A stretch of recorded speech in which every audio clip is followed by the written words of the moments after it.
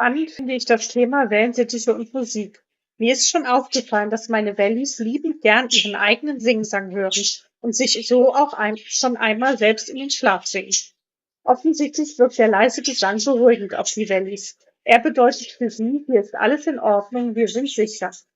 Denn wenn einer abrupt mit dem Singen aufhört, stoppen auch alle anderen Vögel und schauen sich irritiert um. Was könnte wohl der Grund gewesen sein? Lauert irgendwo eine Gefahr?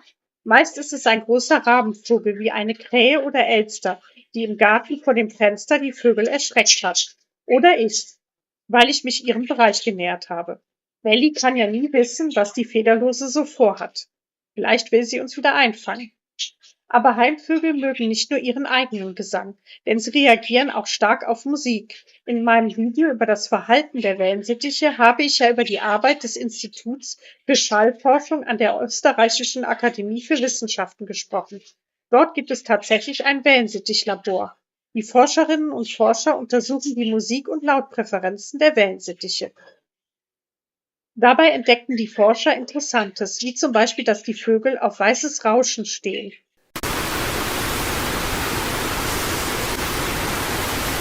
Was eigentlich als Kontrollgeräusch eingesetzt und ignoriert werden sollte, wurde zum bevorzugten Geräusch für die Wellensittiche.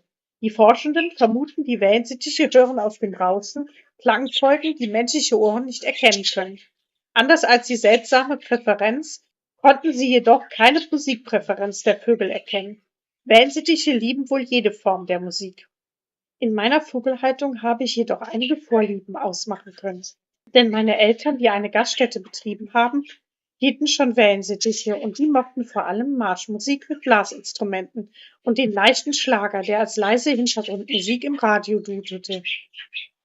Ich habe gelesen, dass Wellensittiche Musik mit weichen Klängen wie klassische Musik und Klavierstücke lieben. Die höre ich allerdings selten. Ich mag zwar Beethovens für Elise und komme aus der Beethovenstadt Bonn, aber meine Liebe zu klassischer Musik hält sich in Grenzen. Mir fehlt die Muße und Ruhe, um Musik ohne Gesang lange zu genießen. Ihr könnt aber auch verschiedene Genres ausprobieren. Meine Wellis haben vermutlich auch wegen meiner eigenen Präferenzen oder besser gesagt den Vorlieben der WDR 2 Musikredaktion eine Vorliebe für melodische Popmusik entwickelt. Der vorherrschende Takt und Tonmix klassischer Popsongs scheint die Vögel beim Gesang sogar zu Höchstleistungen anzuspornen. Denn ich meine häufiger gehört zu haben, dass sie manche Tonfolgen imitiert haben, die sie zuvor im Radio gehört haben. Viele wissen vielleicht, dass Wellensittiche als Papageienvögel ähnlich sprachbegabt sind wie der Graupapagei. Wenn man ihnen also eine Klangfolge oft genug vorspielt oder oft genug dieselben Begriffe vorsagt, prägen sich die Vögel das ein und machen es irgendwann perfekt nach.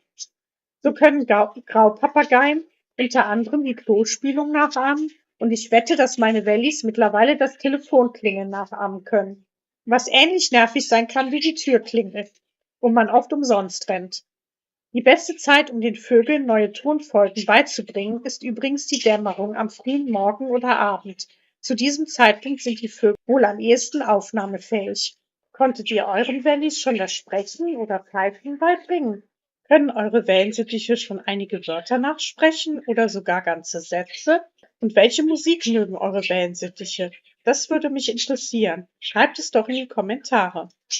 Ich habe natürlich auch ausprobiert, welche Musik die Vögel nicht mögen.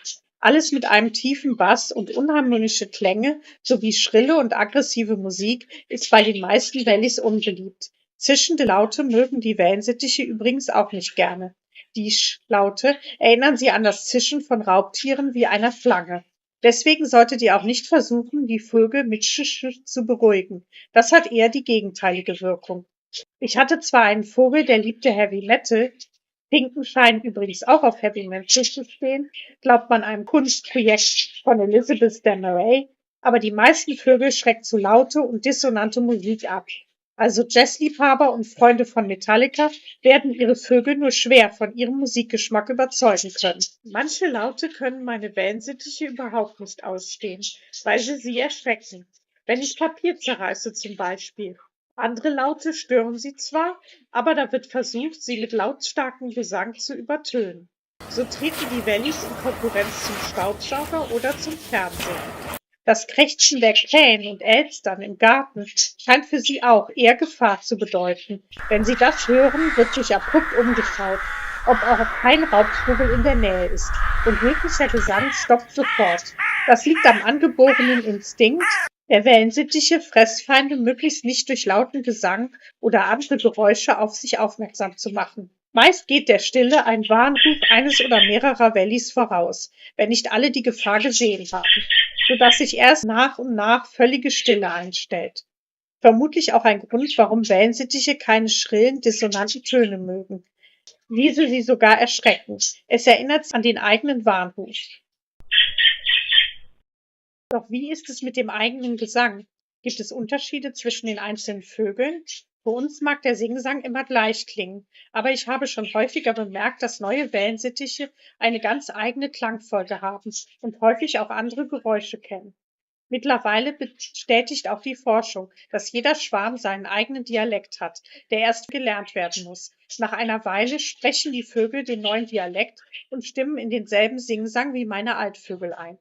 Das hat auch Auswirkungen auf die Partnerwahl, denn Forschende haben herausgefunden, dass die Hennen jene Hähne bevorzugen, die ihren Gesang am besten imitieren können. Ein Grund, weshalb auch die Weibchen häufiger singen und es sich manchmal so anhört, als würden Henne und Hahn sich gegenseitig etwas vorsingen. Ich muss sagen, am liebsten ist mir die entspannte Kombi am Nachmittag. Leiser Singsang mischt sich mit dem Schnabelknirschen. Das zeigt vollste Zufriedenheit an und versichert dem Schwarm, wir sind in Sicherheit und können uns entspannen. Besonders niedlich finde ich auch diesen Laut meiner Neuzugänge, den ich seltener von meinen Altvögeln höre. Er drückt wohl Verwunderung über etwas aus. Der hohe Pfiff hört sich fast wie eine Frage an. Falls ihr euch übrigens fragt, wann die Wellensittiche denn mal ruhig sind, in den Mittagsstunden halten sie meist Siesta und werden ruhiger. Erst gegen Abend wird es wieder lauter, bevor sie dann schlafen gehen. Das macht auch Sinn, denn in freier Wildbahn in Australien wird es gegen Mittag unerträglich heiß, sodass die Vögel, wenn die Sonne im Zenit steht, sich einen schattigen Platz zum Ausruhen suchen. Ist am späten Nachmittag die größte Hitze vorbei, werden auch die Wellensittiche wieder munter. Und wer häufig das nervige Rufen, den Kontaktruf der Wellies hört, hält seinen Wellensittich vermutlich gegen alle Empfehlungen immer noch ohne Partnervogel. Eigentlich sollte von dieser Ruf, wenn er über Stunden und immer wieder auftritt, jedem Vogelhalter das Herz brechen, denn der Vogel ruft verzweifelt nach einem Partner und zeigt so deutlich, wie sehr er leidet. Wenn ihr wollt, dass diese Rufe verstummen, müsst ihr den Vogel unbedingt mit einem Partnervogel zusammenbringen. Dann hört auch das nervige Rufen auf. Denn Einzelhaltung ist bei den Schwarmvögeln nichts anderes als Tierquälerei. Schimpftiraden und das Keckern gehören allerdings zur Wellensittichhaltung dazu und dienen der Kommunikation. Mit dem Keckern und Schnabelgefechten verteidigen die Wellensittiche sozusagen ihr Revier. Meist ist der kurze Schimpflaut, der vermutlich einer schroffen Beleidigung bei uns endet, nur kurz zu hören. Es signalisiert dem Gegenüber, das hier ist mein Platz, verschwinde. Häufig wird so der Schlafplatz, das Futter oder das Lieblingsspielzeug vor der Konkurrenz verteidigt. Und natürlich werden so fremde Verehrer vom Partnervogel gewarnt. Das hier ist mein Partner, such dir einen eigenen. Mehr über die einzelnen Laute der Wellensittiche erfahrt ihr im verlinkten Video.